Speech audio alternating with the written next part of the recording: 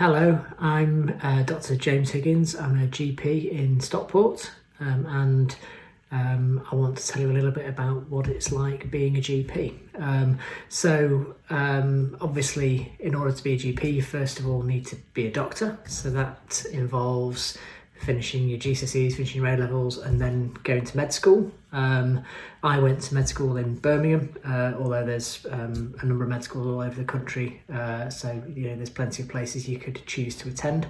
Following that, then there's a 5-year degree course, which is brilliant, absolutely really interesting, exciting. It's a lot of work, a lot of lectures, a lot of personal study as well, but the beauty of most medical courses these days is that they throw you right into the clinical stuff really early on. So right from day one, really, you're seeing patients, working out how to diagnose, how to manage, how to treat people, what investigations to do, what it's going to be like to really deliver the job. But it is a long slog. It's a good 5-year course is a lot of work and a lot of effort. So don't think it's a walk in the park. Following on from your degree, so that's the medical degree, you then have your foundation programme, so that's usually 2 years through various specialties in hospital. And then you decide at that stage which speciality you want to go into. So that might be whether you go into work in medical wards in the hospital, whether you want to be a surgeon, whether you want to work in paediatrics or in obstetrics, women's health and gynecology and so forth, or if you want to become a GP. So general practice is a speciality in its own right. And if that's the case, then you then go on and embark on your next stage of training. So for a GP, that would be at the moment 3 years. So essentially you've got your 5 years at medical school, 2 years of foundation programme, and then 3 years in your GP training, which is spent as 18 months in different hospital specialties and 18 months actually in a general practice setting, working very closely with the other doctors, nurses, and any other trainees within your practice. What is the job about? I suppose I think it is the best job in the world.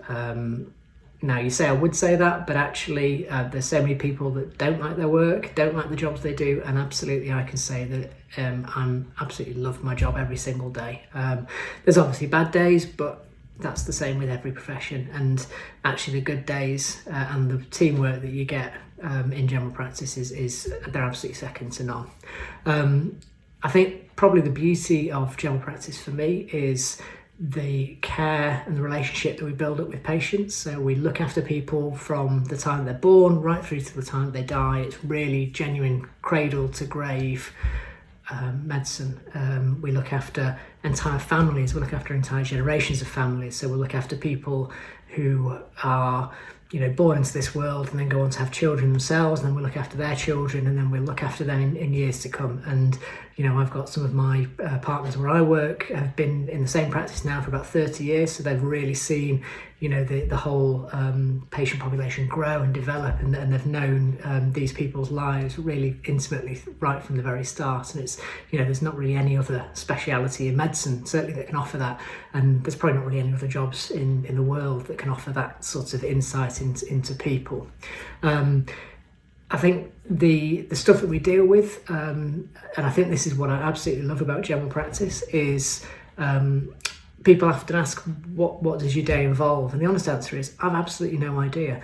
I come in the morning, I usually get in about 7:45, and my first patient comes in at 8:30, and it could be absolutely anything. It might be that they're coming in about something really simple, like an ingrown toenail or a sore throat. It might be that they're feeling suicidal and they're actually considering self-harm or suicide.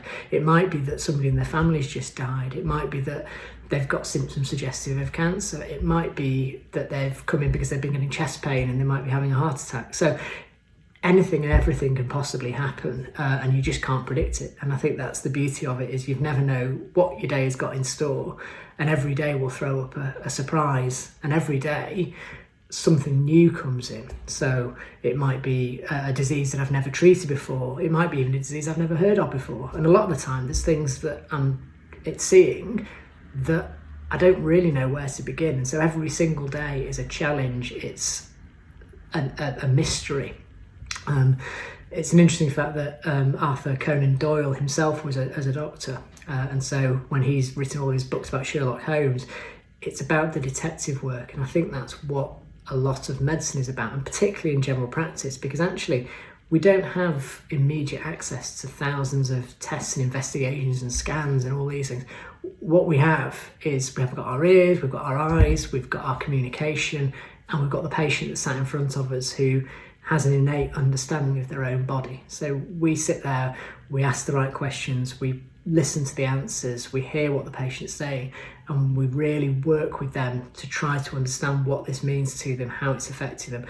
And then we look about how we investigate that and what the diagnosis could be and how we'd go about treating that. So it really is a bit of a mystery to try and unpick and unsolve, and I personally find that absolutely fascinating.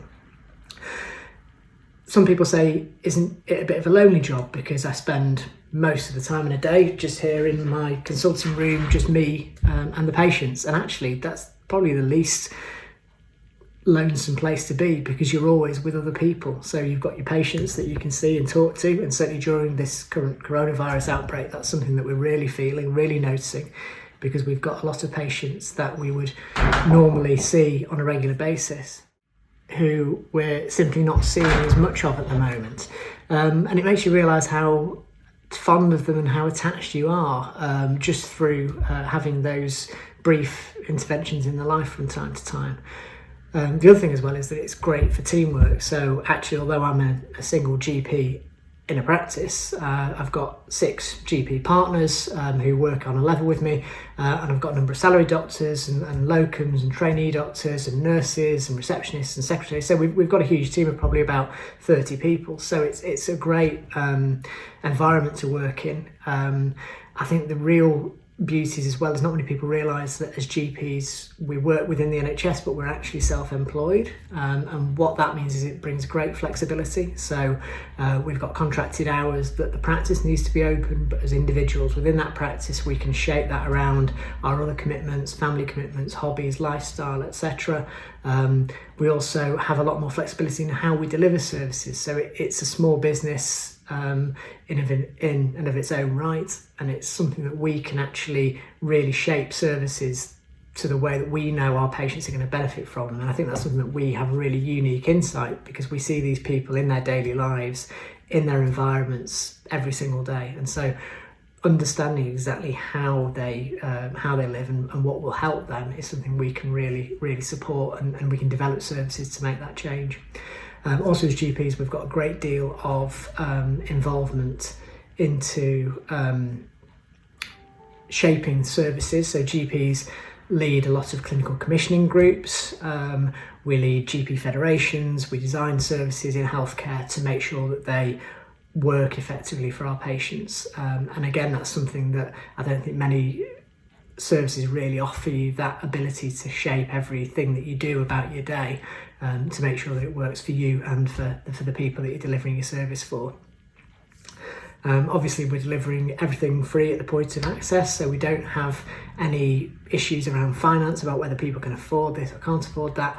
We offer the best service and the best healthcare that we can within the NHS, free of charge, because people need it, and the value that people get from that is absolutely fantastic. It's something that you can't match. You know, we're not trying to sell people something or give people something they don't want. We're giving people something they want and that they need, and we're giving it them free of charge.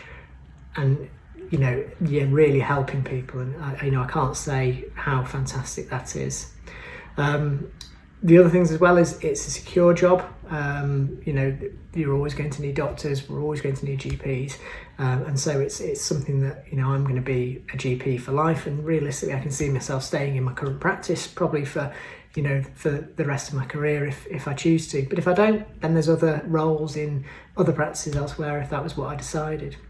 Another aspect of general practice is the flexibility to do other things. So I know various colleagues who work in sports teams or who offer you know, medical support to various events and expeditions and so on and so forth.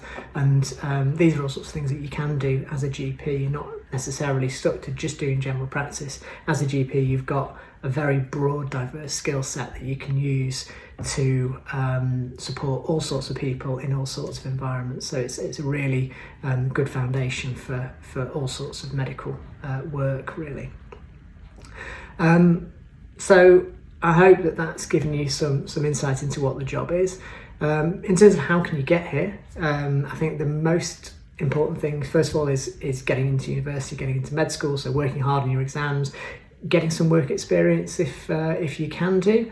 It can be a bit difficult sometimes to get medical work experience because of patient confidentiality and so forth, but it's certainly worth asking at your local GP practice, or better if you know somebody who's got a relative who works in a GP practice, that they might be able to accommodate you within some part of the practice. That might be in the secretarial, reception, administrative side of things, with a little bit of patient contact here and there as a possibility. But that can give you a good insight into what practices are all about.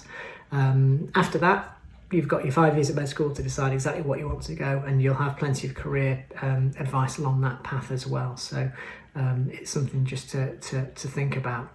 In terms of why general practice, though, for me, it's that exciting, never knowing what's going to happen, and seeing a bit of everything. You know, I see men, I see women, I see old people, I see young people, I see pregnant women, I see people with surgical problems, medical problems, mental health problems, just that diversity and just the never knowing of what's going to come next. So I hope that's been helpful, and if there's any questions, then do feel free to ask your school to pass those through to me, and I'll be able to answer anything that you come up with.